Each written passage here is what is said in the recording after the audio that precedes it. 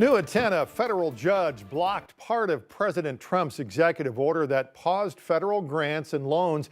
It means the fund freeze will not happen for the foreseeable future. Tonight, 5 News reporter Kayla Davis spoke to one group in Fort Smith that is creating an initiative to help some who could be affected in the future.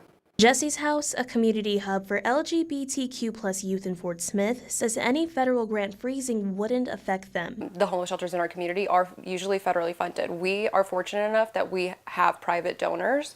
If this were to happen, though, if we were to have grants, it could be debilitating for a shelter. A memo released from President Trump's Office of Management and Budget stated the temporary pause would have applied to activities that, quote, included but were not limited to financial assistance for foreign aid, non-governmental organizations, DEI, woke gender ideology, and the Green New Deal, end quote. Recognizing others in the community might be severely affected, they felt the need to act. The staff, we're all together and we're all talking about it, we're all seeing it, and we feel powerless. We're like, how can we help?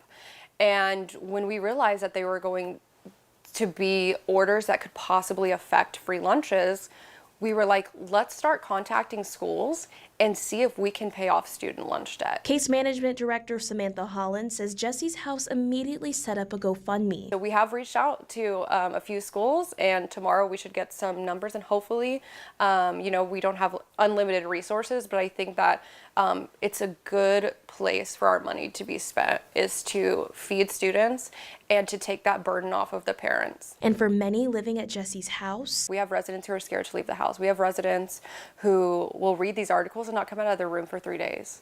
Like, it's just an overwhelming sense of rejection. So helping those kids builds their self-esteem, where they feel like, you know what, I do have a purpose. Like, nobody can erase me. I am going to leave my mark on the community. Covering news where you live, Kayla Davis, 5 News. White House website says mandatory programs like Medicaid and SNAP, Pell Grants, renters assistance, and other similar programs would not be affected.